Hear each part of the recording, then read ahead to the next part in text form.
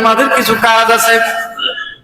এক নম্বরে কাজ হলো আল্লাহর কাছে বেশি বেশি পরিমাণ দোয়া করা, আল্লাহর কাছে বেশি বেশি পরিমাণ দোয়া করা। কি দোয়া করা?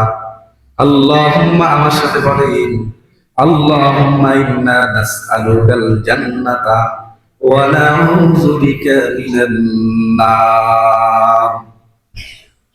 ও দয়ার মালিক, তুমি আমাকে জান্নাতি মেহমান বানায় নাও, আর তুমি আমাকে জাহান্নাম থেকে মুক্তি দান করো। এই দোয়াটা পড়া, এই জান্নাত ছাওয়া আর জাহান্নাম থেকে মুক্তির জন্য দোয়া করা।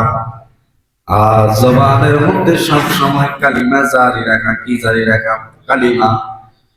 এরপরে হলো 4 নাম্বার হলো ইস্তিগফার করা। আস্তাগফিরুল্লাহ, আস্তাগফিরুল্লাহ, আস্তাগফিরুল্লাহ। কারণ হলো 11 মাস গুনাহ করেছি, এই মাসটাই বেশি বেশি পরিমাণ ইবাদত করা, আল্লাহর কাছে ক্ষমা চাওয়া, আল্লাহর কাছ থেকে ক্ষমা নেওয়া। ও দয়ার মালিক, আমাকে ক্ষমা করে দাও, আমাকে তুমি ক্ষমা করে দাও। আমি গুনাহ করেছি 11 মাস, এই মাসে আমি তোমার কাছে ক্ষমা প্রাপ্তদের অন্তর্ভুক্ত হতে চাই।